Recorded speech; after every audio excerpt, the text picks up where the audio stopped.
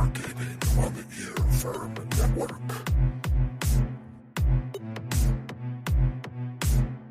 Part 4, Machiavelli.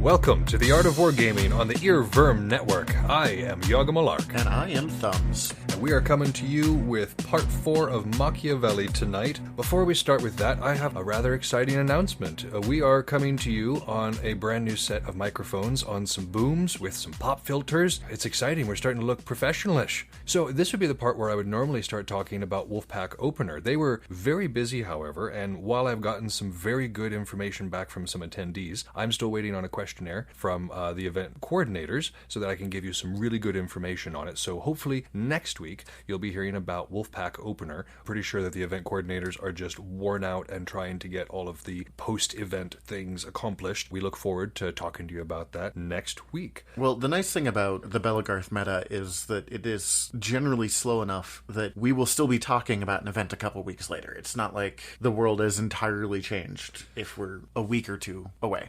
Oh, no doubt. And especially because this is the winter, and winter typically tends to be our off-season, if we do have an off-season. There's not as many events happening, not as many people are traveling as far, so if Belagarth did say to have an off-season, it would definitely be the winter. So that's also a nice thing. Things are a little bit slow-moving, you know. Again, we're looking forward to talking about it, though, and to being able to bring even more of that content to y'all. So if you know any event coordinators or realm leaders or unit leaders, we would love to send them a questionnaire so we can talk about y'all on the air and increase your national profile. Please give us more things to talk about. We do this every week. That's do. So much stuff we have to talk about. And we love doing it. Like the people who have reached out and had things to say, feedback on the show, or just telling us that they were enjoying listening to us on their drive to work. We really appreciate that. Like that feedback. I mean, it's not necessarily why we do this. We do it because we have a love of wargaming and military science, but attention's nice. Oh, yeah. No, I was talking to Cohen in California, and she was like, it's weird talking to you and not hearing you talk about Sun Tzu. I don't know what's going on. And I was like, that's the nicest thing someone said to me in a while.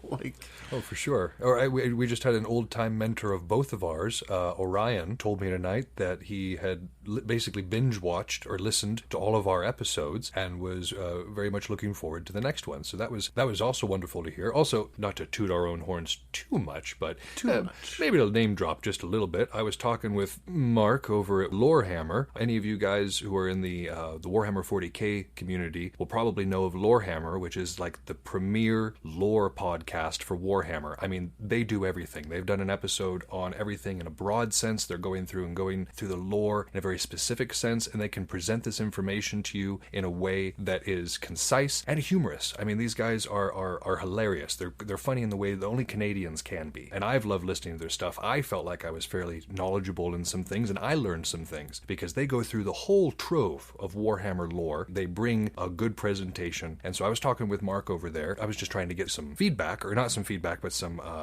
technical help. Advice, yeah, because I was wanting to get some more microphones, expand our setup. I really like their sound. And so I had hit him up and was talking to him about that. Then he said he'd give a listen to the podcast. Of course, I was very excited about that because I've been listening to Mark talk for several years now, and it would be nice to hear his feedback. And he was very praiseworthy. It was very nice what he had to say about it. It's just always nice. It's always nice to hear when somebody that you look up to likes your work, because it just makes you feel good inside, for sure. Well, the thing about creating art, there can be debate whether podcasting or radio is art. It is absolutely art. I guess that wasn't much debate. No, I'm not going to debate you. Sorry.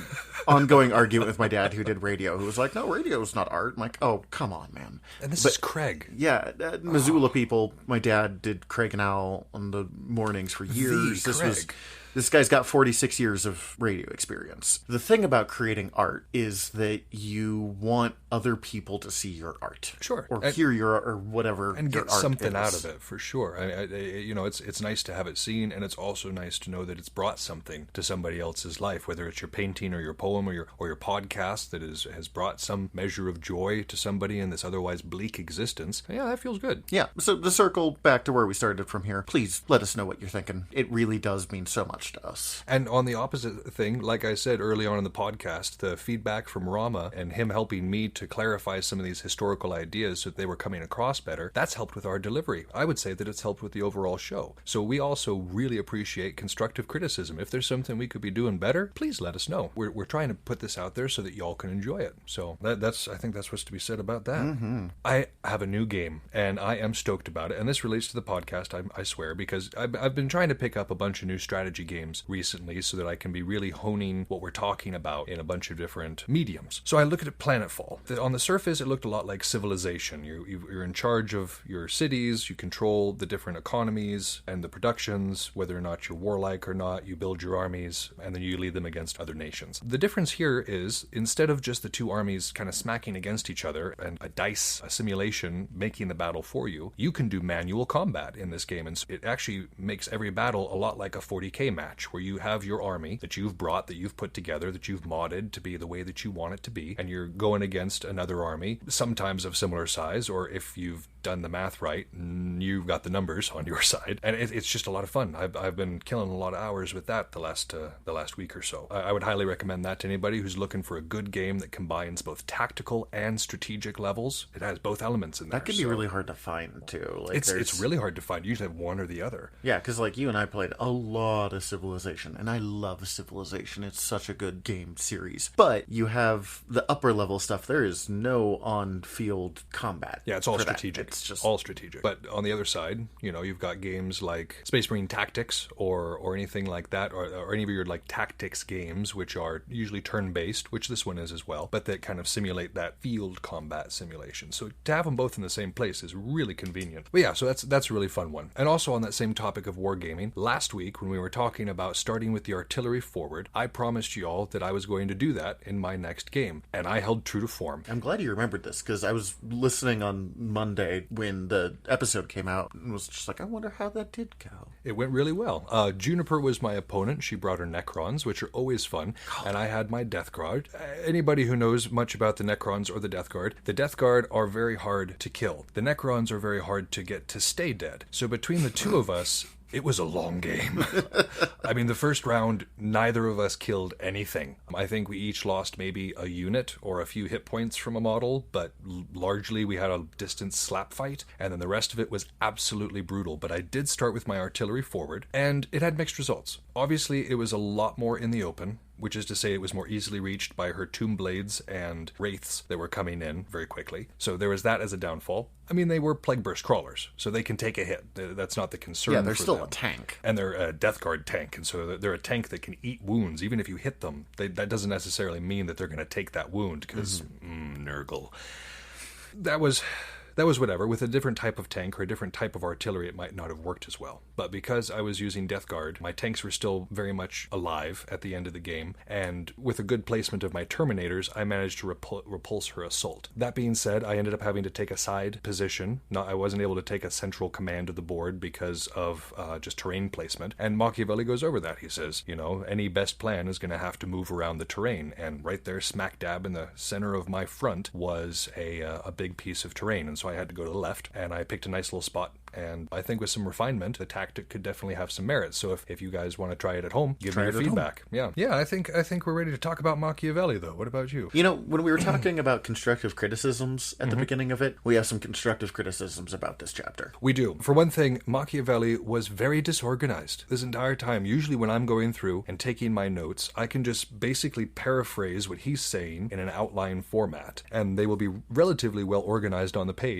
when I'm done. But for this one, I had 4 or 5 different sections of notes that were about different pieces of information being scattered throughout the chapter that I ended up organizing into the way that he was supposed to organize it in the beginning. Because in the beginning he says, we're going to talk about how to use your army and what things a captain should consider. And then it's not very well organized after that. Like, he occasionally mentions those little keywords again, but he's really all over the place in this chapter. If our notes seem at all disorganized this time around, I blame the dude who's been dead for several hundred years. Yeah. Yep. It's his fault. And then the other thing that we wanted to mention before we got into this is you may have noticed after, I don't know, the 18 episodes that we've been doing, but there has been a lot of emphasis on organization and training. I know when I first started studying military science, I was really hoping there would be a lot more flash and bang, you know. Here's where you do a backflip. When they step into the 9th quadrant, you step into the 12th, and it unlocks the entire battlefield, or some other metaphysical contraption that would unleash your true potential, or whatever other anime trope you want to. Yeah, I was gonna say that sounds like a shonen anime, and I would watch that one, to be honest. But it doesn't work that way, unfortunately. The battlefield is absolute chaos. Trying to come up with a plan on the field actively is just not going to be the way of it, and that's not what Machiavelli or Sun Tzu or really any other military theorist is going to tell you before it even starts. It is won or lost with the organization and training of the armies in question, because whichever one knows how to do its thing better and can do it in the heat of the moment without being told, they're going to naturally do better in the heat of the moment. Yeah. Without being told. We talk about it in Belagarth a lot with muscle memory, that when people are getting frustrated, particularly in their first year, that I'm like, don't worry about it, man. I have muscle memory that you don't yet, so I don't have to have that second of thought before you make a choice. Years and years and years, yeah. And even if you automatically know what you're going to do, it takes a moment for your brain to go like, oh, that's how it works. Right.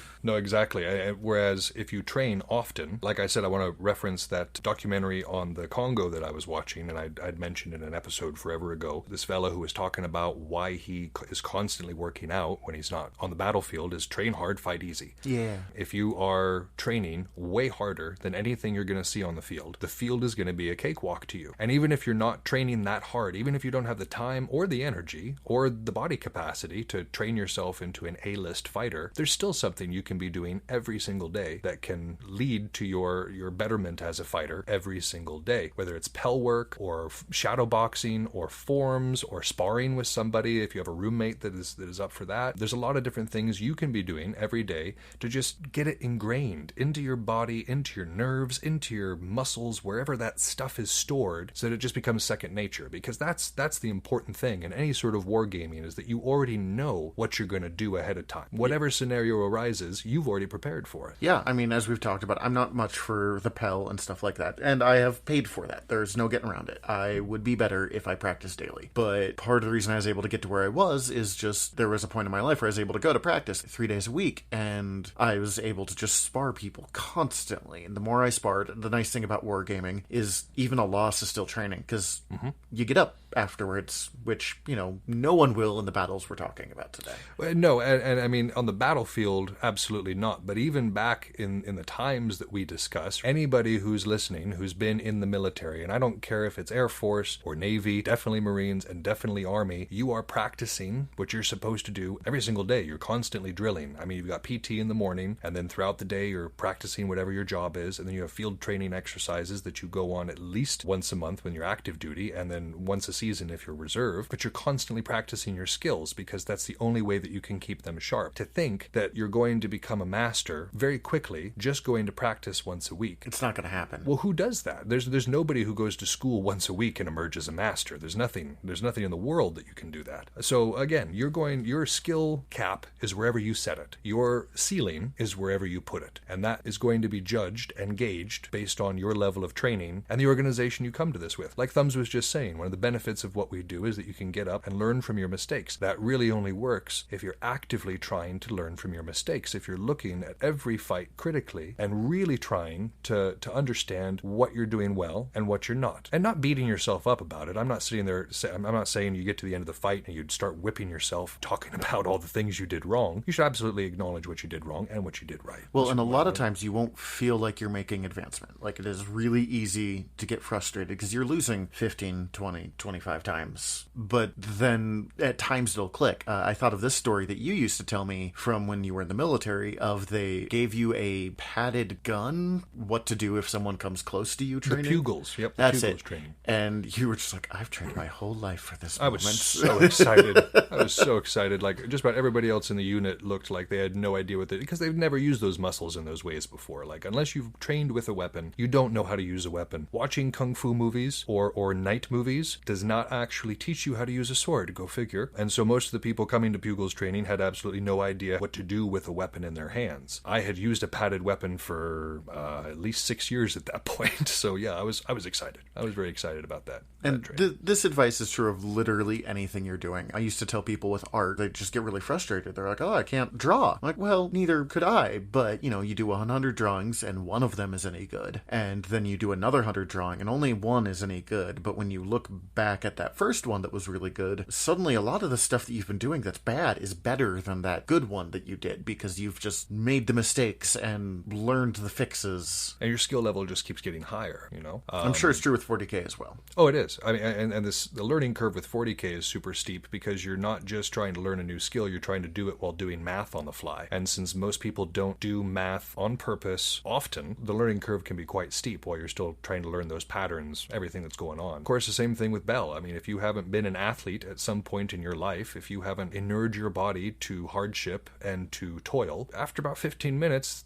the muscle burn is real convincing. Yeah, you just get tired. Mm-hmm. And that happens to everybody, but if you've been doing it for 15 years, you just ignore it. It's another one of those habits. It's all about building habits. So that's why. That's why Machiavelli continues to harp on organization and training. That's why Sun Tzu continued to harp on organization and training, because even though it is by far the least flashy part of being a part of any sort of militant organization, it is, however, the most important. Yeah, absolutely. It's where you instill everything from your basic practical skills to how to work together as a team. Can't do that if you don't practice. Yeah, it's even what we were talking about earlier on. We are getting better because we've been practicing. Exactly. So as we continue to get better and as we continue to study more, we're going to talk now about the real meat and potatoes of Part 4, Machiavelli.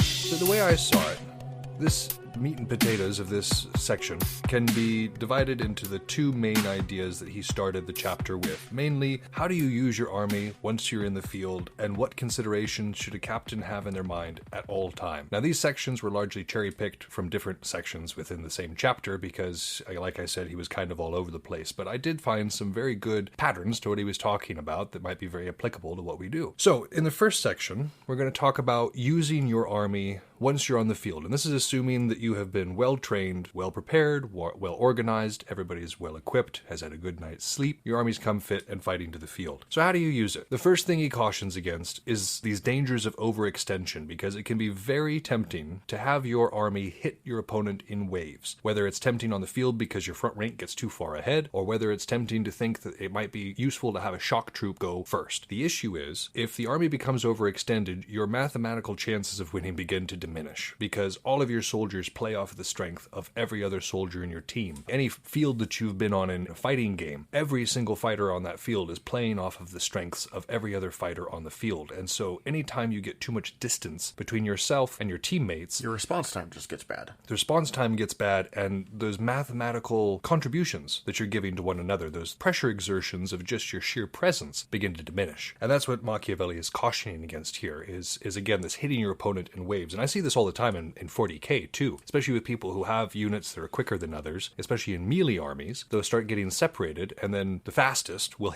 be absorbed, because then you've got like a third of an army hitting an entire army, and then the next third will hit and get absorbed, and then whatever's in the back line gets destroyed by a still fully functional full army that has just fought 3 small armies in succession. Yeah, it's a lot easier to kill 3 people than it is to kill 10 people. Yes.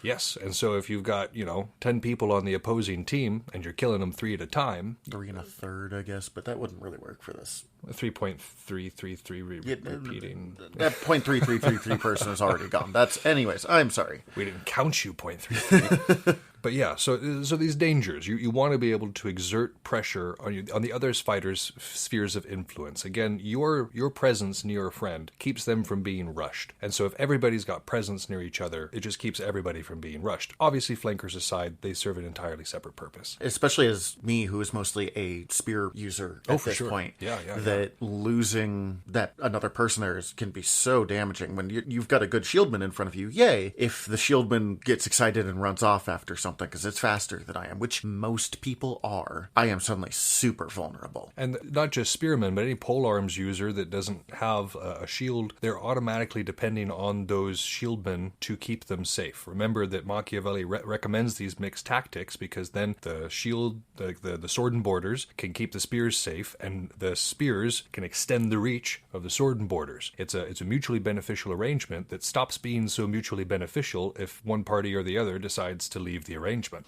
Quick thought, as a spear fighter, a little more related to what to do to balance some of this is take your polearm, your spear, your red, whatever, onto all v all fields where you don't have anyone like that for you. Mm-hmm. So when it does happen to you, you're like, okay, I have basic ideas. Instead of just being like, where's Steve? Oh yeah, I mean, like he's saying, as a polearm user, you absolutely want to learn how to be self-sufficient. That's not to say that it's not very nice to have somebody there who's looking out for you. Oh yeah, just because we were talking about training earlier, I was definitely thinking about that. For sure. Yeah, again, training individually to make sure that you can take care of yourself, but also training as a team to make sure that you continue to protect the people on your team that need to be protected. For instance, archers and spearmen. Or in the case of 40k, your long-range weaponry, your artillery and your backline tanks. They definitely do not want to be left alone by themselves because your front rank decided to go off elsewhere. Overextension is an issue, and it needs to be watched carefully. And part of the way that you can prepare against this overextension is with field placement. Now, there's a couple of different ways that Machiavelli recommends placing your troops in relation to your opponent at the beginning of the battle. And the first one is based on the numbers. How is your number ratio compared to your opponent? He says that if you have a smaller force, you want to occupy a side. And by what he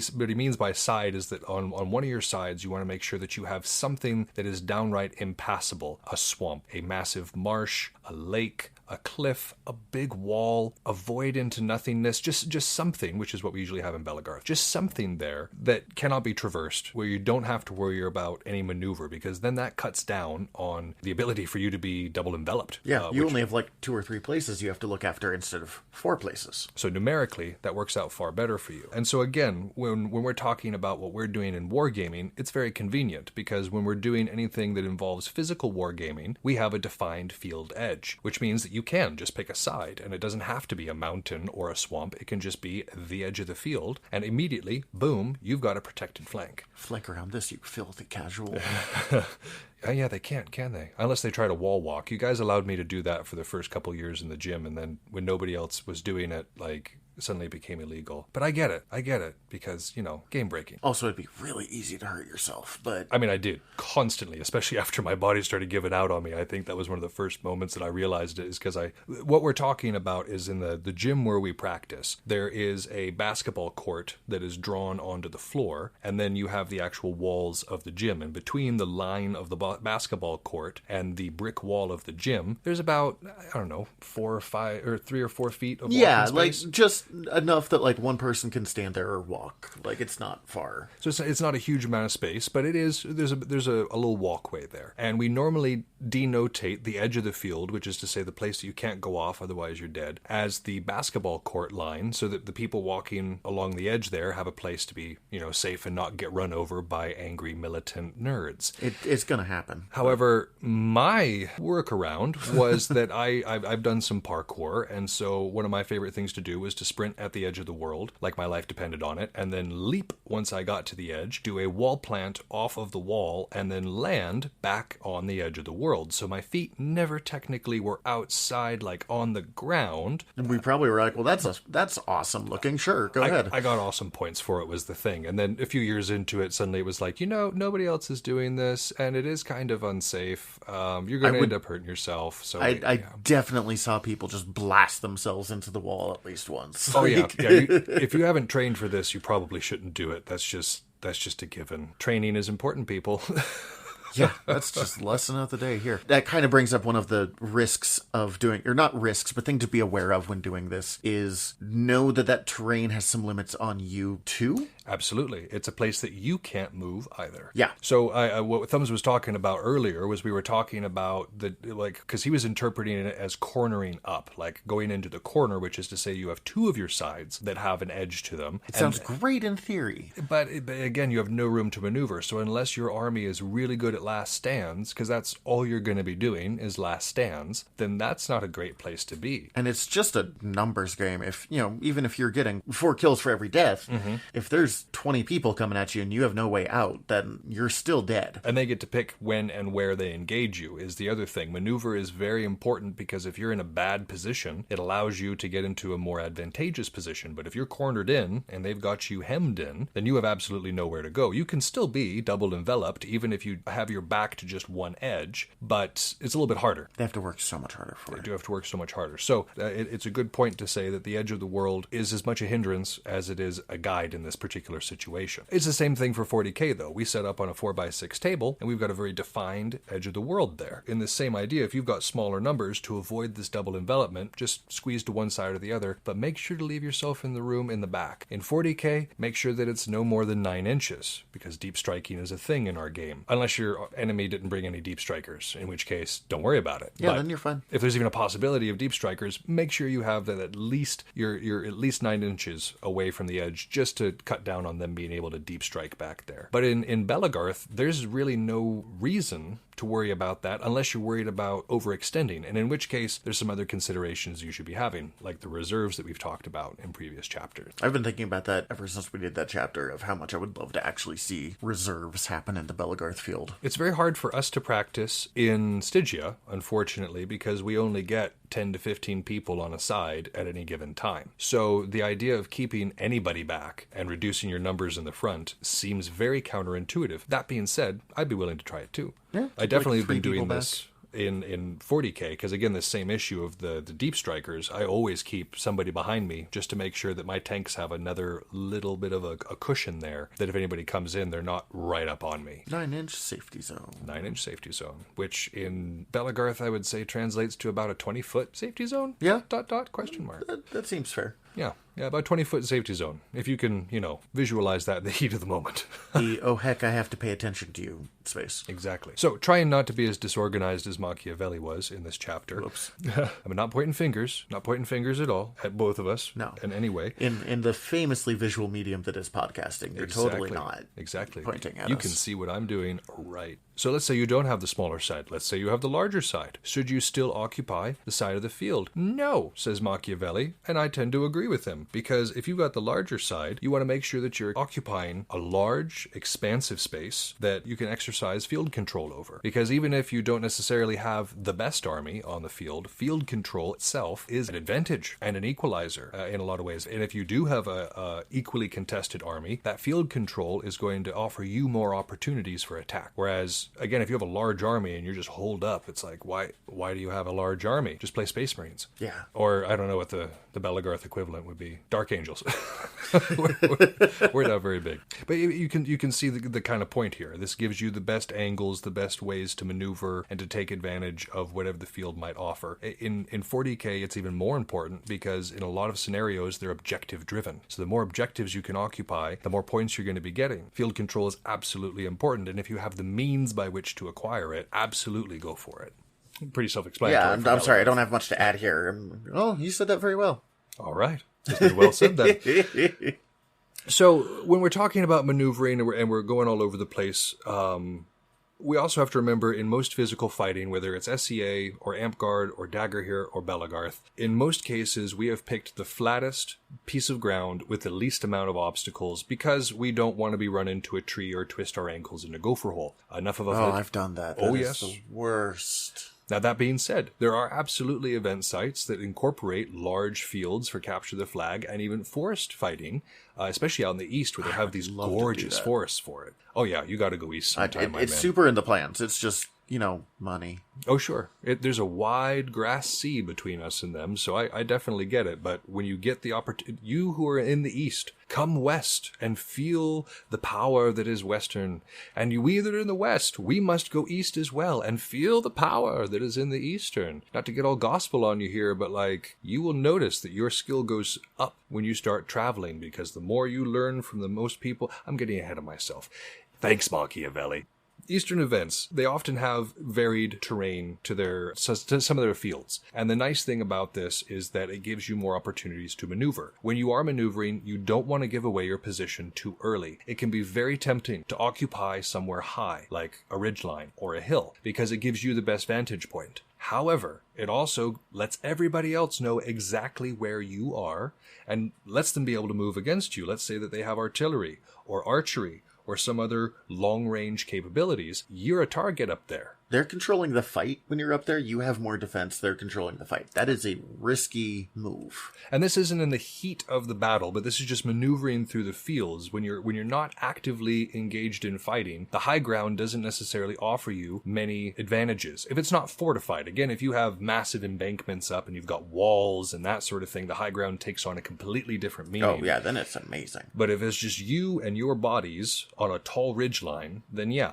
You're very Everyone vulnerable. can see everything you are doing. Exactly. So keep a low profile when you're maneuvering around and looking for your fights. And this is true in 40K as well. The higher up you are, the more things that can shoot at you. It's even more important there, where you have a lot of different weapons that can reach all the way across the board. Occupying the tallest thing that you possibly can may be very tempting. The first couple years I did this, my first thing to do was to put my snipers, my Skitarii Rangers with transuranic arquebuses, to be exact, into the highest building I possibly could with the best vantage point, because in my mind that was where the sniper should be. They never got to shoot, because just about every single time my opponent would say, oh, there's an easy first round kill, and mow them off the top of whatever building they were on, and they didn't actually get to do anything. So what I thought was an advantage actually turned out to be a massive disadvantage in that particular case. Now, if I had put them into a place where they couldn't necessarily be shot at easily, but they had a limited field of view of just the things I wanted to shoot, that's a far better application of the sniper. What I was doing, the more general usage, didn't end up working out that way. So, low profiles, unless you have something amazing. You got a Vindicar assassin, yeah, put that dude in a tower. Nobody's shooting him anyways. But for most troops, keep them low, and for most things in physical wargaming, I would recommend the same thing. Unless you have a physical fortification that's standing there, allowing you to get an added form of protection, the high ground doesn't give you any static advantage. It's always fun when we start on, we'll do a fight on a hill and people will be like, the high ground, obviously we're going to win, but it doesn't help too much. I mean, if you charge somebody who's on the high ground, yes, math helps in that particular case. But if you are charging uphill into the high ground, then you haven't been listening to the last 17 episodes. You haven't really paid attention to we got much. nothing for you at this point. I've seen it happen. I've done it. I'm not saying it's a good choice. I ever went to, I watched a man charge just full force up the hill at a fortified Canadian position, and he took 30 javelins, and these are like SCA javelins, they were out to hurt, and he went down, and I was like, ooh, yeah, it was bad news bears. And the rest of his team was hanging back, being like, what is he doing? That guy almost certainly has better cardio than I will ever have in my life. In full armor too. This was in full brig. I'm impressed. It's bad plans, but I'm impressed. No, he did it impressively. He got an award for it. I think the Dead Griffin Award or something like that. It was for the most ridiculous death. We need more stuff like that. I think so too. Back to our point. Oops. Keep a low profile. If they haven't come here to hear us jaw jack at least a little bit, then why are you listening to podcasts? Very disappointed. So the next thing, in this same idea of keeping a profile, you're considering sight, you're considering light, you're considering the movement of the air, which brings us to the sun and to the wind. These are absolute considerations that most people don't think about until their arrows are coming back at them because of the wind coming at them, or until they can't see their opponent because they're squinting so hard due to sunlight. Machiavelli counsels, quite wisely, that we should make sure that those two things are at our back, if you can. If you can only pick one, the more important of the two is the sun, because that blinds absolutely everybody. But in the case of the wind, it's also an added benefit to at least have it as a crosswind, if not at your rear, especially in Bell. Yeah. We've got these big padded arrows that are It just has going to way more of an effect than you would expect. And then you watch the air, or like the rocks in particular, just spin back at you and you're like, oh, okay, yeah. I mean, everything, even javelins, as stout as they can be, will get caught by a breeze. And even in the case of an actual historical battle, the wind can shift arrows easily, especially if you're doing anything in gale force or any sort of storm. Like, the weather can play an absolute part. Now, this doesn't necessarily affect 40k as much, so that's about as much as I'm going to say about that. But in Belagarth, it absolutely does. With as many of different types of fields as I've been on, the sun and the wind are always constant considerations. When I spar you, you will circle and try and get it so the sun is in my eyes. Every time. And then I have learned to do that against you, so we'll do like a weird half moon We dance tango. Yeah. Which is fun. It's fun. And again, most people who I can tell think this way, you can tell immediately because you do start to dance with the opponent as you both try to find the footing that is going to allow you to circle in that way while still maintaining your pressure on your opponent. I enjoy it. I figure everybody else is trying to do it to me, so I also try to wear sunglasses on the field, so if it does happen to me, it's like, okay, cool, whatever, I've got sunglasses. I gotta admit, I am very in the in the classic sunglasses argument in Dagger Bell, I am very pro sunglasses. Oh yeah, it keeps things from going in my eyes. Particularly, I'm gonna say though, sports sunglasses. Yes, shatterproof, some sort of activity-based sunglasses, because I've seen way too many. I've been that person. Novelty sunglasses. I have too. I used to wear goggles, these really cool steampunk goggles that I thought made me look really, really cool, and they did, but they also crumpled and shattered with direct contact from a weapon and nearly took my eye, so... I've still got a scar on my nose because I had a similar pair of goggles, and because it was the Vogue in Stygia like 10 years ago. We liked our steampunk. And Sir Leaf accidentally punched me in the face. There was a lion fight and I was going too close, and he just hit the tip of the goggles, and I still have a scar like 6 years later. Yep, I've got mine too, right underneath the eye, right here. This is where Divot caught me with his shield. Oh, I remember that. So, point is, guys, safety. And consider the sun and wind. And consider the sun and wind. And in that process, remember to be safe. Sunglasses are all fine and good. Just make sure they are of the quality that you are going to need on the field. Because if they're not, they're just going to be in the way. They might protect your eyes from the sun, but if they shatter on contact with an arrow, you've got an entirely new problem. That hurts more, trust me. It's a piece of gear like anything else we have. Make sure it's a good one. So after you consider the sun and wind, we're going to go back to the idea of deployment, because at this point, Machiavelli addressed a different form, or a different way of thinking about deployment. We already talked about deploying based on numbers, whereas if you've got the smaller army, you go to a side, try to find a defensive location. If you've got a larger army, occupy a larger space so you can make full use of the size of your forces. But this particular deployment theory rests on cav numbers. Do you have them? Do you have more than your opponent? Are horses allowed in your game? Are horses allowed in your game? So in something like 40k, we're talking about fast attack. Anything that can get across the field quickly. If you're fighting Tyranids, it's all cav. If you're fighting Death Guard, there's like two. There's two cav. They're my feted bloat drones. But I have very few there. So depending on your army there. But in terms of Belagarth, we're talking about flankers. We're talking about your fleet of foot, usually your young of body. The not of me. The not me anymore either. But the people who you know are going to be going, doing, and doing it quickly. This, of course, means you have to understand your forces. If you're just on the field with people that you don't know, you might not have access to this particular piece of information. But if they are from your realm or from your unit, I certainly hope whether or not you would consider them as cav or not. So if you have less cav than your opponent, you want to try to occupy the most difficult terrain you can find. Again, in a wide open expanse like most physical fields tend to be, you might not be able to actually satisfy this, but I've also seen fields where they build a fort out of hay bales, or where you have a thicket on one side, or even a mud pit that's been put into the ground because of days of fighting in the rain. Whatever the case may be, some sort of difficult terrain that makes it harder to move quickly. You want to occupy that if you have less cav.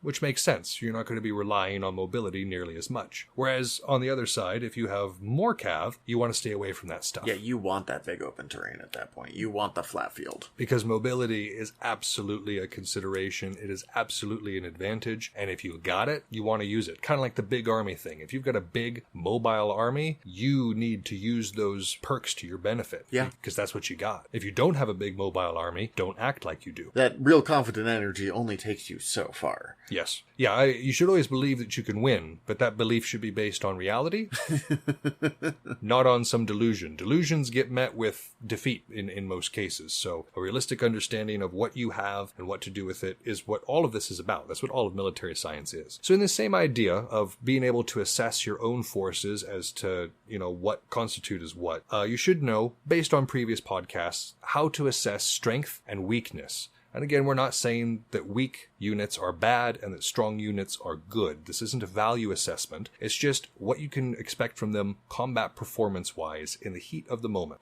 Their strength of gear, their strength of armor, their timing grade, their training, all these things contribute to strength versus weakness. The idea with this is to always put your strength against their weakness. Strong versus strong results in a grind fight, attrition. And that you're never quite sure who's going to win there. It could be anybody's bag. It depends on who gets the right shot when, which side gives ground in the worst way, and these things are random, and you don't want to trust random chance for victory. That's a lot of times you'll just cancel yourselves out more than anything else. Exactly. You'll just grind yourselves both down to dust, and then it's just a slop fight at the end. This thing here pretty much was Alexander the Great's only strategy, though. It's a good strategy. The hammer and anvil, I trust you not to collapse against their strong forces long enough for me to punch them in the head. Mm-hmm. So it is literally a thousands of years old strategy. And the reason it works. If the shoe ain't broke, don't fix it. I'm sure that's close enough. I'm sure that's a phrase somewhere. Glass houses sink ships. So this idea, you always want to maneuver your strength against their weak side. Now, it's not always going to be arranged as their strength is in their left and their weak is on their right.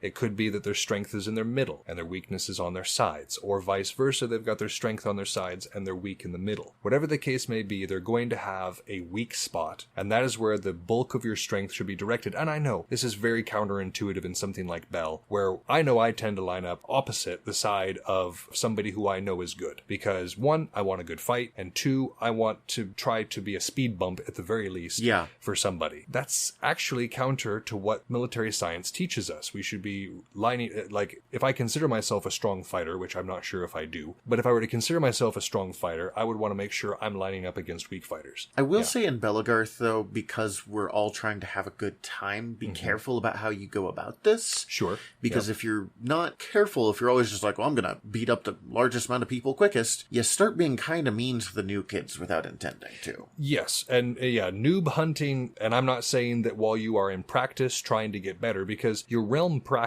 should be thought about as this training and organization. Fair. That's true. Because my whole point in realm practice isn't just to make myself better, but it's to make everybody else in the realm better so that we can all be performing well. We go to a national field, and I've got very different priorities. I'm going much more to win there. Sure. Yes, that is still very good strategy, but just because it's wargaming, you're also hoping the other person has a good time too. Don't bully the noobs. You can exercise your martial dominance without being a villain about it. Yeah. Anyways, but onwards to the very good strategy. So strength versus weakness. And so if you're thinking about this, you're like, wait a second. So if my strength is going up against their weakness and their strength is going up against my weakness, then we're both going to just end up meeting in the middle, strength on strength anyways. So what's the point? Here's the point. Your weak side is supposed to know its job. And the job of the weak side is not to be a speed bump. It is not to go forth and get killed by the other strong side. The weak side's job is to go forth, stop the motion of the other side, and then fall back as a rear guard to the strong side, trying to preserve as many people as possible. You see it a lot in Belagarth, where your weak side, and the side that is aware that they are the weak side, will have this, you see them be like, well, I'm going to last as long as I can, and you can watch approach them and be like, oh no, dude, you need to leave. And it's noble. It's a noble, like, we're not we're not insulting anybody who's had this mindset, because wanting to give yourself, even in a fictitious way, for your team to win, that is a sacrifice. And there are times where I will do it too. There are appropriate times to do so, but not all the time. Yeah, if you are 2 years in, or I don't know, just like me and only okay, and the 4 best people in the realm are coming down on you, you don't want to have that fight. Or even if you're at an event and you're sitting there staring down the 4 best people at the event, and like you're in a line full of people you don't know, you're not necessarily the person to go up against them. I'm not saying that you turn your back to them and run away. No, don't be dumb. But what we're talking about is a fighting retreat, which is where you're backstepping, you're still keeping your lines, you're still holding your ground, there's no disorganization, this isn't a rout that we're talking about. Yeah, if you run, that's a completely different situation. That is failure. You have lost. I have definitely run. Oh yeah. But that's when the flank is done. Like, it is just time to get out of there. But if you can, a fighting retreat to a rear guard position keeps your numbers, so that while your strong side is crushing their weak side, you're still holding off the other strong side, and then that your strong side can come back around, and then they can add their numbers to you, and then you've got a much more even fight in front of you at that point. Absolutely. It's all a numbers game. It's all a numbers game. Again, I know people who go out there just to have fun, and they go attack the nearest person, wacky bats, somebody dies, then they get back up and it's fine. You folks probably aren't reading Machiavelli, though. I am, and this applies. Yeah, I like to pretend I know what I'm doing, at least. I like to pretend. I don't know if Machiavelli came back, he'd be like, oh my goodness, you missed it. You missed my point. You were so bad at this. It was right there, and you just went right past it. So, except like, I don't know. saying it in old Italian, but you know. I could break out an Ouija board and ask them, but I couldn't. I don't know if that call's tapped. Like, I have concerns about my privacy. So yes, coming back around to it, recapping. You want to put your strong side into their weak side. We're not talking about dividing either. I'm not talking about, the weak goes off on its own and the strong goes off on its own, and they're independent of one another. That's just making a whole. Yes. And then you have an even bigger problem than having a strong and a weak side. Oh God, we have a whole, yeah. So again, you want your strong to go against the weak falls back into the strong, and then you're able to engage the other strong side with more numbers and better position on your side. It's a win if you can pull it off, and your opponent isn't doing the exact same thing. One of the other things he talks about, one of the other things that can really use your army to its best, is the power of sound. And we've all experienced this. If you've ever been to a sports game of any sort, whether it's basketball or football, I mean, when the crowd starts getting super loud, and that sound, like you literally can't hear anything else in it. Like if you're talking to somebody beside you, they're like, what? Like there's that sound blocks out everything else, and it can be somewhat mind-numbing too if you're not prepared for it. It can really shake you. It's trying to hold a conversation when you go to a bar on a Friday night. Exactly. It's maddening. And if you're trying to get any sort of detailed information across, it can be completely prohibitive for that. You can use this to your advantage. I've definitely seen units, Ravenous actually comes to mind, where they created a wall of sound. I don't know if this was a policy of theirs, or if the one event that I went to that they saw were just them feeling rowdy that they day. were feeling rowdy, but it was effective, because as you're sitting there trying to communicate with your teammates, you can't, because all you're hearing is rah! And it's planned. It's not something that they did and they were disorganized about it and they had no idea what they were doing. It was a part of the way they did things, and they were planning to do things, at least at that particular time. And I was very impressed, because it's very effective. Much like how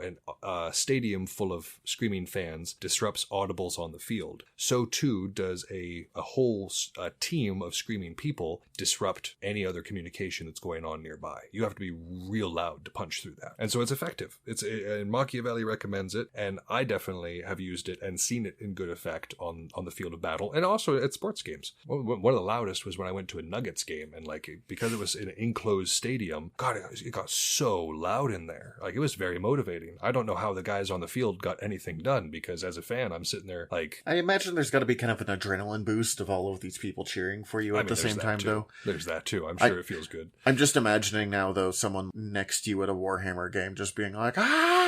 Yeah, not as useful in Warhammer, for certain. Unless you've got Noise Marines, a very select portion of Chaos gets access to a cool unit called a Noise Marine. It's much what it sounds like. They have a sonic generating weapon that blows their opponent apart. It's pretty cool. With the exception of those guys or some shrieking attacks that the Tyranids have, you're not going to have access to this very human weapon of the wall of sound. Unless you can consider the fact that most tournaments are held in crowded rooms. Oh yeah, that's fair. fair. Which is to say that if you've trained at keeping your head together and communicating clearly while in a very crowded room full of a lot of different voices doing a lot of different things, a lot of them talking about the same thing that you are. Like if you can't talk about numbers while hearing somebody else talk about numbers, you're going to have a bad day. Disadvantage, yes. The idea is to give yourself as many advantages as possible. So that would be another good example, I guess. Oh, look at us. We found an analogy.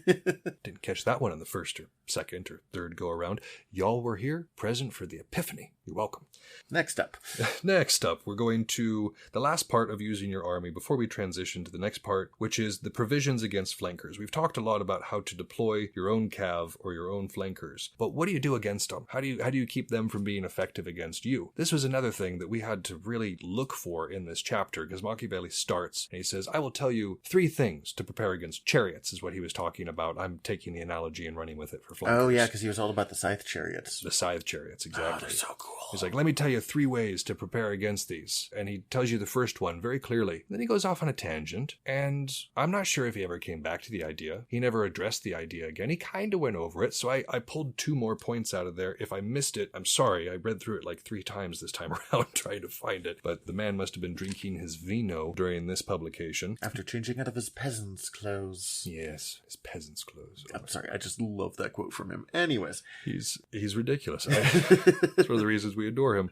Renaissance Italians. Your provisions against flankers should be thus. We've already talked about tight ranks. That keeps people from being able to punch in and get in between and have more mobility. So having tight ranks in your front line keeps people from being able to get through in the first place. Shoulder to shoulder with your buddy, not so close that you can't swing. Not meaning literal physical shoulder to shoulder, but as close as you can be without impeding your opponent is best. It's also good to consider that not everybody is right-handed. I, as a left-handed person, when put into an organized shield wall, had a very difficult time in the center of it because my body is kept whacking the guy next to me, or like almost whacking the guy next to me. So I ended up being on the left flank like every single time because I was left-handed. But this is something to consider if you're looking at the person next to you in line. At Ockfest, I can clearly remember there was a dude who was standing to my right and I was standing to his left. No, other way around. He was standing to my left. I was standing to his right, and I was left-handed, he was right-handed. And we just seemed to have the same timing on shots, and that like every time he punched forward for a shot, I was punching forward for a shot, and we ended up punching each other in the knuckles like 3 or 4 times, standing next to each other. We're on the same team. And we just are just punching each other over here, and it was bizarre. Luckily, most left-handers, because we're so used to this, know to go over to the left side. We do. I was being obstinate and just going wherever right then. But, you can't tell me what to do. I'm my real mom. Ockfest. Or even my fake mom, not even claiming to be. It's a weird thing to say. But yeah, so tight ranks. Tight ranks keeps it together. Tight ranks keeps the people from being able to punch through in the center. But people can still go around the outsides, right? So tight ranks doesn't protect against flankers who are coming in from around the side. This is where the reserves idea comes in handy. We've been talking this whole time about keeping a force back, whether it's your rear guard that has fallen back to become a reserve, or their whole point was to be back as a reserve. Part of what they can do is absorb a flanker or reposition the battle line in order to deal with a flanker. Another good point to this is counterflankers. Now, this can either be offensive or defensive, and like an offensive flanker would be that while their flankers are coming in, you're sending your flankers at something they value. Spears, archers, officers, something like that draws their flankers back into formation, takes the threat away. The more classic deployment of a counterflanker is defensively, meaning to say that their whole job is to watch for and engage flankers who are coming in. So-and-so is definitely going to come up this way. Make sure we have a counter for that.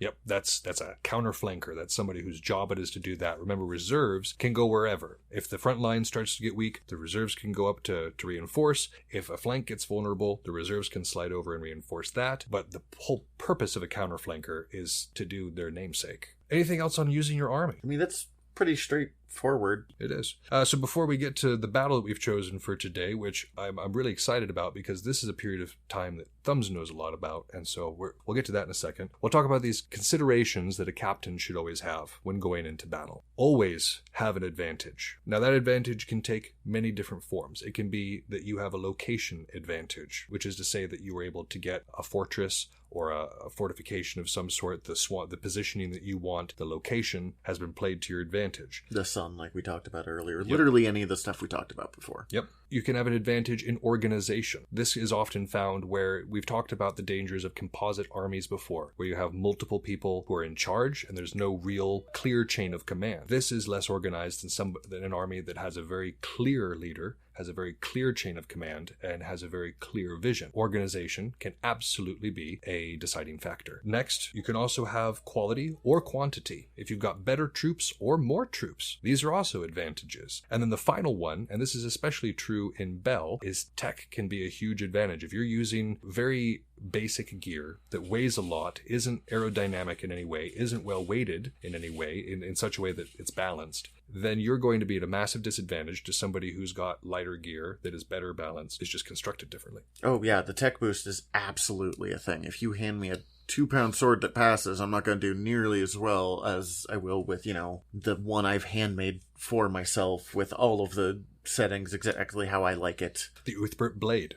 For anybody who knows the history of that, it was a huge battle-breaking weapon that this isn't an episode on the Uthbert blade, so I recommend you look it up if you don't know what that is, but it was the terror of Europe for the longest time, and it was a tech advantage that was clearly given to the Vikings. Yeah, if it's better made, it's going to last longer, it's going to be faster, it's going to do, yeah. So always try to have an advantage, always pursue having an advantage in a fight. But Machiavelli says, if you don't have an advantage and you have to fight, always do. You're never going to win if you don't try. Even if I look across the field and I see a better arrayed army or better fighters than I am, I'm always going to give it my best effort because I've surprised myself. And Machiavelli says that too. He's like, you might surprise yourself. You might put yourself out of a situation by sheer dumb luck that you wouldn't have normally if you had surrendered or capitulated in some other way. There's almost always a point somewhere where you're fighting and you feel your team being like, oh, we don't feel good about this one. When that happens, if you can change the odds, great. But worst case scenario, just be like, okay, it's gonna give as good as I get. Yep. Yeah.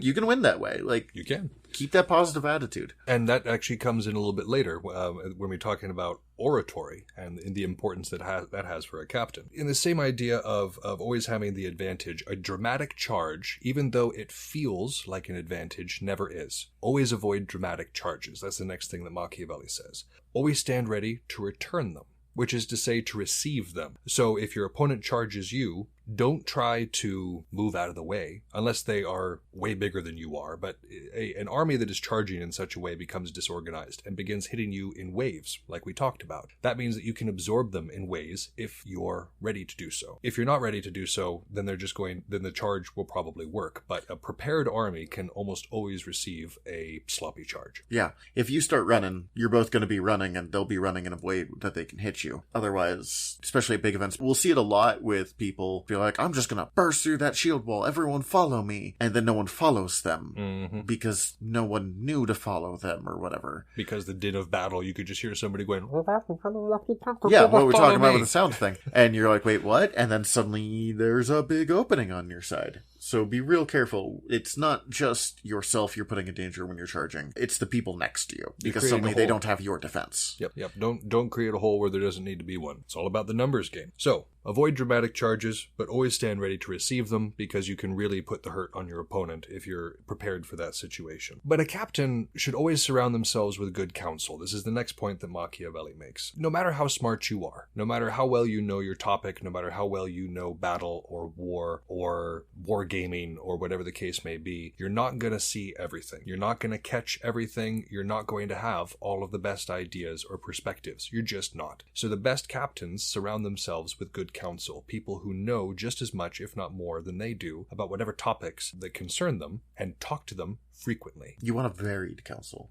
A varied counsel, and one that you're able to go to often. These things are very important. And again, experts, just because somebody is your friend or just because somebody flatters you doesn't mean that they're good counsel. That doesn't mean that they're necessarily going to be useful to you. Good counsel is somebody who gives good advice on the subject that you're looking for. And they may not be popular, and they may not be the prettiest, or they may not be the best spoken, but good counsel is good counsel, and you should cleave to it when you find it. It's also important when you're being the counsel to make sure you're saying brave things. True. Especially if you don't have to make the final choice. Come up with the crazy ideas. That's your job. Yeah. Your job is to throw it out there, and then if the commander's like, you know what, that's feasible, obviously don't throw something out there that's absolutely not going to work. But just because something is not traditional doesn't mean that it's not going to work. Yeah. So, being good counsel and having good counsel are both very good, very important things about being a captain. Because, again, we talk with our enemies. Some of my best friends in the sport are not members of the Dark Angels, and they're not members of the Triad. Thumbs here is a member of the Gelf. Well, there's a lot of crossovers between us. That's probably a bad example. I aim for you when you're on the other team, but you're also, we do a podcast together. But we take counsel together. That's one of the benefits of what we do here, exactly,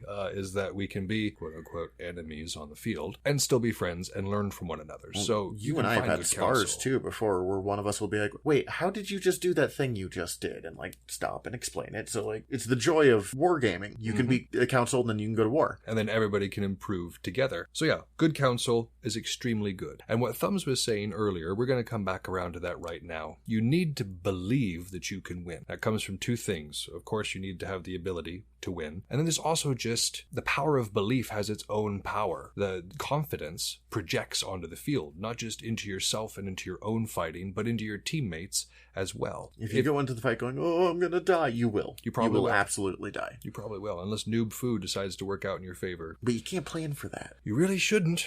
You really shouldn't, but some people are just like, I'm just going to do whatever. Well, then you're going to win 50% of the time. I like odds that are a bit better in my favor. And that comes off because this believing comes from ability and it becomes infectious. Very true in 40K as well. I've definitely gone up against opponents who defeated themselves even before I did anything. They were looking at my models or just at my list and they psyched themselves out. They were like, oh my gosh, you've got this particular thing. Oh my gosh. This game is designed to be balanced. There are no game-breaking units in 40K, or at least they get nerfed pretty quick if there are. So being unduly afraid of a unit just because it's on the field, I've already won. And you're going to get back up again in 10 seconds or 2 hours in the case of a Warhammer game, but it's not permanent. It's not forever. So psyching yourself out, and I know this is easier said than done. I definitely have issues with anxiety. I'm sure a ton of people have issues with anxiety. It's a human reaction to be like, oh God, pain, even if it's not real pain. But it's just something to work on. It's something like whatever you need to do to psych yourself up. For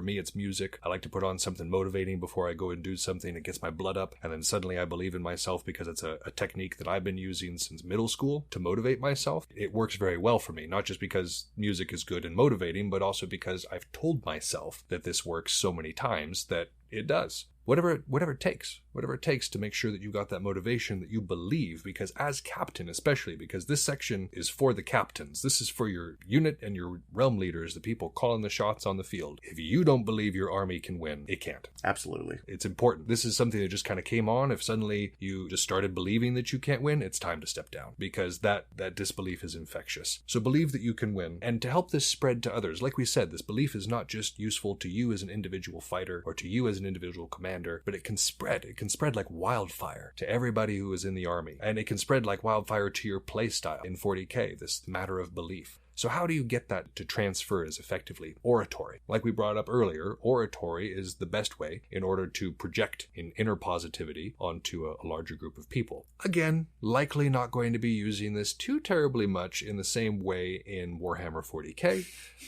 I mean, you can give your models pep talks. I definitely yell at my models when they do poorly. Beetle Boy in the Blight Lords, he dies first every single time, and I love yelling at him. But it doesn't. Maybe if you tried positive reinforcement, Malark. I play Death Guard. That's not really a positive reinforcement kind of go. We don't do positive reinforcement. But in something like Belagarth or SCA or Amtgard, something where you've got a physical army, other people around you, heck, even like Airsoft, this oratory can be extremely effective. And I'm not saying that you have to get up and give a grand speech like Colonel Chamberlain gives in Gettysburg. I'm not saying that I memorized that speech and paraphrase it when I'm trying to motivate people in any given way. No, you would never tell anyone that. I would never do that. I would never do that. I'm not saying you have to do it either. But there are some very good ways to work on oratory. One thing is through media. Like I said, I have a soft spot for old Civil War movies, and they always have dramatic monologues. Now, you don't have 5 minutes to monologue, so figure out how to paraphrase it, but the same principles can be used for a short speech as for a long one. Learning from media, or from books, or from shows, or from classes, whatever it takes, because not everybody is a good public speaker to begin with. I wasn't a good public speaker at all to begin with. I had a very, very bad stress-induced stutter that was with me up until about freshman year of high school. And then I had a speech and debate coach who stood behind me with a rolled-up magazine. And every time that I said or like or things or had too long of a pause, I got smacked by a rolled-up magazine. Man, we need that guy for this podcast. How for you, for me? I was going to say, I catch myself. I try to catch myself. Sorry. That sounded way meaner than I intended it to. I mean, I can get a rolled-up magazine, Thumbs, and we can just... Hostile work environment. I can just go for the kidneys every single time. That'll learn you real quick. It's defeating the purpose, Malark. It's not the exercise. Oratory, learning oratory it can be extremely important. Any leader, whether it's realm leader or a unit leader or an event coordinator, needs to know how to speak effectively to people. So whatever it takes for you to get to that point. Again, for me, I did a mix of acting, speech and debate, improv, and just watching movies that had dramatic speeches in them that I wanted to act out. I guess that is where I picked. And then, of course, the military helped too, because drill sergeants have an amazing way of figuring out how to say something very concisely and meanly. And if you drop off the mean part, you're a very effective. It's very good for wargaming. Yeah. Just don't be mean about it. You can still use drill sergeant voice as long as you're saying positive things to your team. I love to say things like, "You look gorgeous, let's get them." People love being told they look gorgeous, right? It does. It makes my whole day. It works. You look gorgeous, Thumbs. Let's get them. Let's get them right now. And now Thumbs is tackling my equipment. Thumbs. Oh, no, stop. No. This oration. What is the purpose of it, though? What can oration achieve? Well, the first thing he talks about is religious unity. Unlikely that we're going for religious unity unless you're a member of the Great Hunt, in which case, go dread gods. If not, then religious unity, not so much what we're doing. Dehumanization of the enemy is the other thing he talks about. Again, we're sitting down at the end of the day, having beers and telling stories around the campfire together, dehumanizing your friends. Not great. No. Don't. Now, yeah. Thumbs, he's so mean and don't like the colors of his vest. That's a lot of colors. You do not like any colors in Well, I mean, case. I'm kind of colorblind. I don't like the gray of his vest. I hate it. It's so gray. Anyways, but what can we actually do instead of What this? can we do? We can remove hope. I know that sounds bad. I'm sorry. Just remove hope entirely. Just take it away. No. Just lie down. Remove hope except for victory. If you're telling people, you know what, there's no way out of this, we can't run anymore, we have to fight them, in some way instilling in people, you know what, there's no other options, this needs to happen right now, that absolutely can be motivating. Because a lot of times people can be thinking about other things. In Belagarth, point out that it will be fun. You're going to go down, you'll be back but it'll in be 5 a minutes. funny story or it'll be a good fight. It doesn't matter if you lose, if it's a cool way you lost. It's true. It's true. A good It story sounds is a weird, good story. but I love telling stories about when I lost, because then it's a good story and I seem humble. So go out there and lose, because then you can tell stories and seem humble. Oh, yeah. Ish.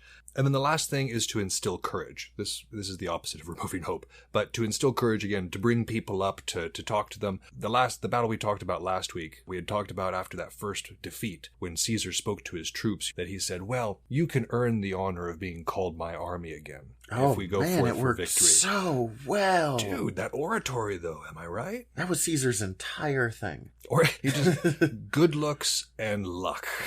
And oratory. That's what Caesar had going for him. Hey, it can get you far. It can get you far. And again, the purposes of all this, a captain should always be trying to inspire love, not just of themselves, but also of their country. And in this case, country can mean unit or realm. But you should always be trying to inspire love, not fear, not hatred, not division. A captain's job, a leader's job, is to bring people together and to unite them under a common purpose, not to turn them against one another. So this is always important to remember. The last thing to remember when you're considering being a captain is always capitalizing on your victories, which is to say, because you can say, well, something small like this, we're always changing over. I win one battle, but that doesn't have anything to do with the next battle. I'm talking all about in one battle. Let's say that your side crushes the opposing side, but you've got another part of your team that's struggling on the other side of the field. Rather than just slowly amble over there, move with haste. Move on to capitalize on your victory. You've got a numbers advantage at this point. You need to get over there, because if you don't, by the time that you do, perhaps the numbers will have evened, and you don't have an easy victory sitting there anymore. Yeah, even if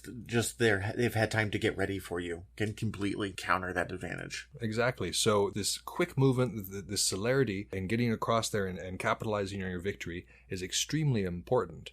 And I think that the battle this week emphasizes this extremely well, because this week we're going to be talking about the Battle of Canine from the Second Punic Wars.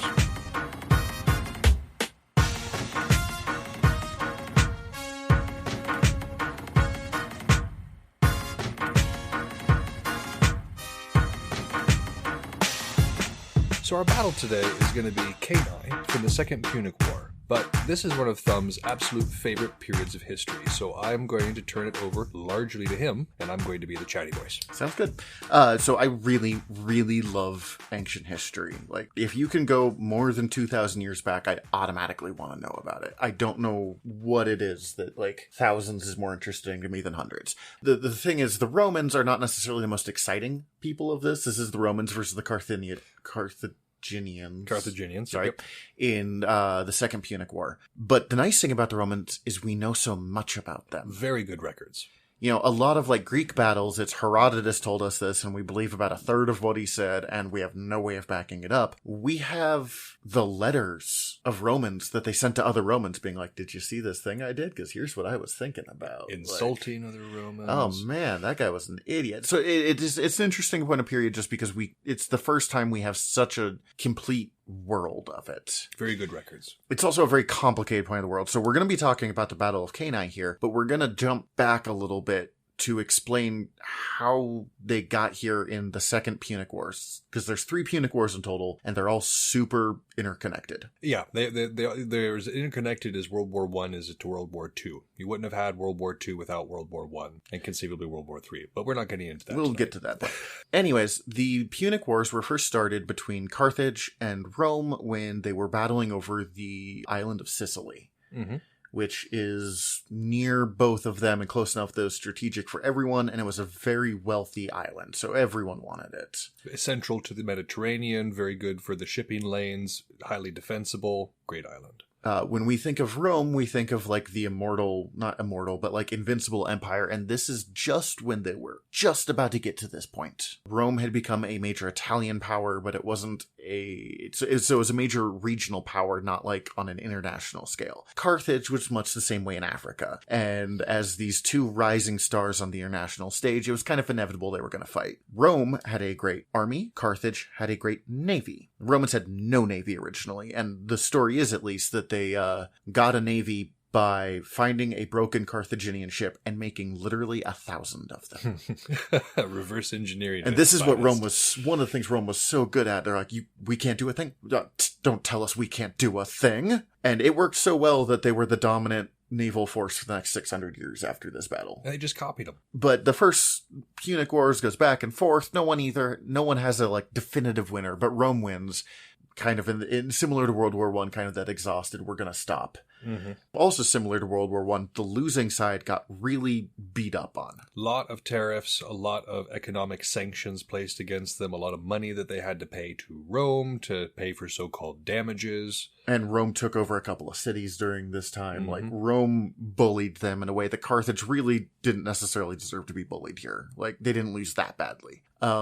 But Carthage ends up expanding to the south, makes a whole ton of money, and even is at one point to Rome like, hey, what if we just pay you off everything we owed you right now? Rome's like, no, you can't do that, because then you wouldn't know us anymore. So Carthage did not have a good opinion of Rome here, most specifically Hamilcar, who was one of the leaders of the Carthaginian military. Mm-hmm. And he raises his sons to be like, you will get your revenge on Rome. You will get your revenge on Rome. Because this whole situation bred such an air of resentment for Rome in general. Again, think about Germany after the First World War and how much resentment was able to be capitalized upon because of the unfair sanctions that were being placed against them and the undue suffering that was being placed upon the citizenry. And because of this, we ended up getting one of the greatest military commanders of all time, though, in Hannibal. Yay, resentment. Hannibal's son of Hamilcar is legitimately one of the most, from a military standpoint, one of the most impressive people in history. Most people have heard of Hannibal because he very famously crossed the Alps with elephants. That's insane.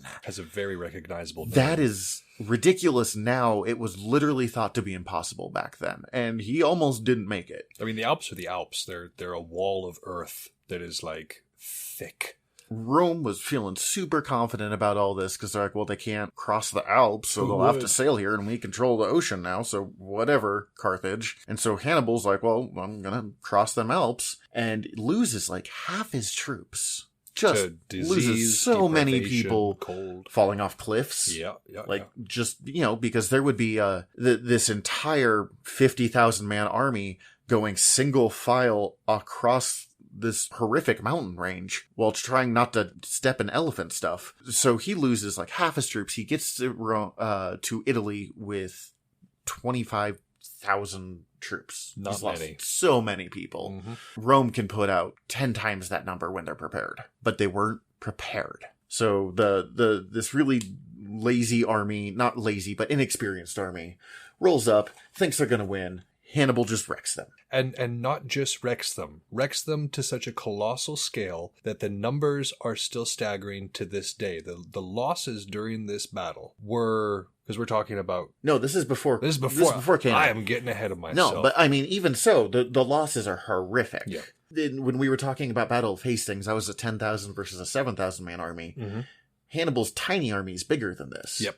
But he was hoping that the Gauls, that the Goths, that everyone would roll in, help him out. He was expecting that the bully pulpit that Rome had occupied for a while at this point had sufficiently irritated their neighbors that when Hannibal showed up and was like, "Hey, you want to beat on Rome?" They'd be like, "Yeah, sure, let's do that." And they'd had limited success because Rome was a did. bully, but Rome was a rich, powerful bully, so it was risky. Who invested in the infrastructure of their neighbors as well. But Hannibal has a couple of great battles. One of them, the late Battle of Lake Tracia, I want to talk about a different day. So just great battles, very solid strategy. Rome actually installs a dictator during this time for a brief while called Fabius, who creates the Fabian strategy, which is just don't directly engage with Hannibal. Yep. Like, do not mess with this guy.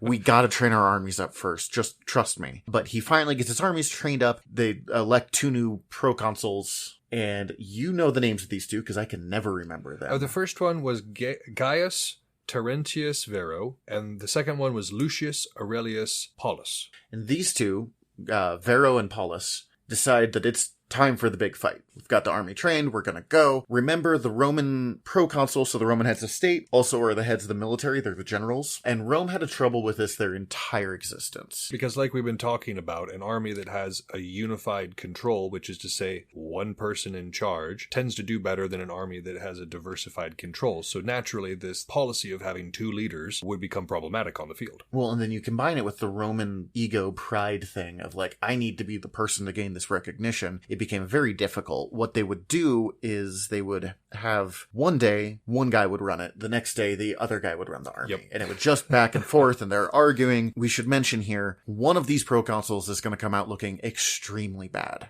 I mean, they both came out looking pretty bad. But like one specifically is the one that gets all the blame in the ancient sources. Livy is our main source that we have for this. And he does not have some nice things to say. About, again, I have forgotten the names because I cannot remember Roman names. Vero and Paulus? He did not like Vero. Livy was very pro-Senate, very pro-upper class, and was also very pro-Paulus family because the Roman families were powerful for generations. The patricians, they were like the ruling class for Rome. Vero was poor, or not poor, but not upper class, and made his way up here. He gets a lot of credit for making the bad decision, but take it with a grain of salt. It was probably mutual because they were both it could have been equally in completely charge. true, but it was just his bad luck that it was the day that he chose to fight. And Livy had some salt for his boy. The Roman army finally goes. They usually would send 4 legions for a battle like this. They send 8 legions. They are so freaked out about Hannibal. Which translates to about 86,000 troops. For reference, the city of Missoula is 73,000 people strong. Has more troops than I have in my whole city. Yeah, this is a huge army. Hannibal, as we said, has 25... He's assembled 50,000. Oh, he's up to 50. Yeah, okay, up so to he's 50. doubled his army. He hasn't gotten the massive army he was hoping for yet. That's still about 2-to-1 odds, though. He is still wildly outnumbered in here. foreign country. He's like, well, if we let them envelop us, we are dead. So we're going to envelop them, which is a just ballsy strategy. But it ended up working out because of the deployment that they ended up choosing for this battle was normally, like we've talked about before, the Romans were very good about making sure that they had ranks, reserves behind the reserves. But this particular time, they went super deep. Like it almost resembled more of a column than a line of battle. And if they had spread out, they could have completely countered Easily. Hannibal's strategy here. But like we were saying, they had the larger army and they didn't go for field control because they didn't believe in themselves. They were doubting themselves this entire time. Hannibal was this monster on their doorstep and they had psyched themselves out at this point, and so they had huddled in close together, and it actually, counterintuitively... It proved their point. It did. Because what Hannibal did was he made a specific weak point in the middle with his Gallic troops, his people that were coming to help out. And then he put his crack-trained Carthaginian troops on the wings. But what he did, what was so brilliant about this, was he made sure that the middle, even though it was the weak point, would not collapse by putting himself right in the middle with it. That inspires some confidence. He stood with the weakest point being like, yep, you're my allies, and we are the weakest point here, but I am standing with you, so obviously I'm not just throwing you away to die. And what he did is he advanced, and he advanced slower, and the wings advanced heavier, and they just turned in on this Roman, column, as you said. He was able to hit this army from 3 sides, and the Romans were really good at fighting from multiple sides, but more than 2 is just not tenable. And when you start to slam people against one another, you start to lose the space by which to throw a shot at all. You're already pretty close when you're fighting in a Roman legion style. And so they start to crunk much closer together, and suddenly you can't really move your arm. You don't have the ability to wiggle out of there, and your shield, well, it's getting pinched away from you because of the weird angle that it's pressing up against the dude next to you, so it's not serving any good. So this motion towards the center was amazing, and Hannibal, like we were talking about with this chapter, he made it so that his weak point was in the center, because the Romans didn't bring flanks at all. They were like, we're just going to smash the center, and he's like, see, look how easy the center would be to smash. And so he did. He was like, here's going to be my weak point right here in the center, come on in, and then he put his strong points on the flanks, did a double envelopment, and even with nearly 2-to-1 odds, had, and this is where I was saying before, should have gone right now, one of the bloodiest days in world history. These numbers still held up to modern horrifying. Warfare. The numbers that died on this day are about the same as what happened to the British during the first day of the Somme campaign in 1916, World War I, automatic weaponry, trench warfare, chemical weapons. They did not have these things during the Second Punic Wars. Nope. It was the power of your arm. When we're talking terms of overall losses here, Polybius puts the Roman losses at about 85,000. Which is the whole army, which is everyone that was with them. That is, every single person died. All but 1,000 of them by this calculation. A pittance gets away. Livy puts it a bit more conservative at about 67,000. The Carthaginians lose 5,700. That's it. It should be noted, I looked this up just because I was curious, because I'm just staggered by this number. I'm always the person that's being like, how many people died? In the Revolutionary War of America, less than 5,000 Americans died. In total. In World War I, 116,000 American soldiers died. So many more people than that died, but just the American army. Vietnam, 58,000. It's not until World War II that these numbers become dwarfed. Right. This is so many people on one tiny battlefield. The blood literally slicked the ground. It literally made it difficult to walk. Imagining the sheer amount of slaughter and carnage that occurred here, it's hard to do. It's extremely hard to do unless you've been there, and you don't ever want to be there. The Roman cavalry, the people thought they might actually be able to escape. Legend has it they got off their horses because they're like, we have no chance here, and this is such a shame to Rome that we're going to go down and we're going to take as many people as we can. And it clearly did not work well. Nope. Because they lost about 17 people for every Carthaginian or Gaul that died. I have rarely had that KDR in anything, whether it's a video game or in a fake sword combat game. 2 or 3 times in my entire career. That is a really high KDR. Dang. At this point, Rome is losing their mind. They think they are dead. And for good reason. I mean, they just had this massive army go out and get crushed. And it wasn't like a grinding thing where Hannibal was like, oh, I've lost so many troops, I can no longer continue fighting. He loses a pittance of his army compared to literally destroying the army that Rome has sent at him. And he gets more out of this, because a couple of nations go, oh, wow. Oh, and he knows what he's doing. Oh, sure. That's a huge vote of confidence. They're like, well, he just crushed him. He had 2-to-1 odds and crushed him. Hey, how about we go with that dude? He sounds like a winner. But for reasons that we don't know, for reasons that people have been wondering about since the day it happened, Hannibal doesn't take Rome here. Nope. And he could have. It was right there waiting for him. Again, the patricians were freaking out. I think at one point they ended up burying 4 people alive as a sacrifice to figure out, because the oracle was like, for more information, I need you to bury 4 people alive. And they did it. They just did it because they were they were bringing in teenagers into what was left of their legions. Mm-hmm. They were letting slaves in, which is unheard of. And they were setting slaves up with the gear of captured and vanquished foes. Right. So there's stories of slaves being dressed as Gauls from like the north in the middle of the army. And we don't know why Hannibal didn't invade Rome here. Part of it is possibly this: Hannibal was not looking to destroy Rome. That wasn't the goal here. It was a matter of getting them off the stage. They wanted them to get out of Carthage's way, not so much wipe them from the face of the planet. Yeah, prove that it was a hiccup, that they were a regional power, and then maybe they could pay Carthage for a while. Because Rome is crazy rich here, and it's so much less work if they just give you the money. And so he sues them for peace, and any other country, I gotta say, any other country would have capitulated at this point. Any sane country would have capitulated. They would have capitulated 2 or 3 battles ago. So as much as I kind of like, Rome, there is something insane and kind of amazing about them because they were just incapable of admitting that they were dead. Wait, Romulus and Remus were raised by a wolf, right? Yeah. But sometimes a wolf knows when they're dead. Rome was like, oh, you think I'm dead? Okay, I'm going to dress up my slaves as a Gaul and let's try this again. And I wonder if some of it might also be that Hannibal may have just become burnt out on it. I mean, even if you're the victor in that case, seeing that kind of destruction, seeing that kind of death, I can't imagine anybody enjoying that. I can't imagine anybody wanting more of that. Yeah, that's horrific.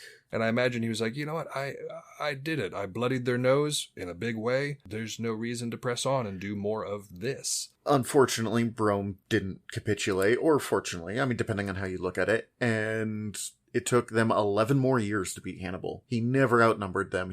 But he was just so unbeatable. Solid commander. I am sure we will have more stories about him later on. Absolutely. I mean, both of us enjoy talking about him, and the African campaigns is actually, I know a little bit more there than I do about the European campaigns. Well, and even then, I don't know. They didn't end up killing him at the end of the Second Punic War. Nope. He just wandered around for a while and was rude to Rome. Because, again, you have that good of an opponent, and it's like, well, gosh. I mean, when we were talking about Caesar last time around, that wasn't something that he wanted to do. He didn't want Pompey killed, but when Pompey fled to Egypt, Ptolemy had him assassinated, and Caesar was furious about it because, you could say that he wanted to imprison him or he wanted to humiliate him, but it also, you have a worthy opponent. You don't necessarily want them to die. So yeah, but for whatever reason, Hannibal just didn't clinch it here. And they ended up paying for it. Yeah, it changed all of world history. Which, like we were talking about right before we began this section, capitalize on your victories. At the very least, he could have sacked Rome as bloodlessly as possible, and Rome probably would have given in at that point. Oh, yeah.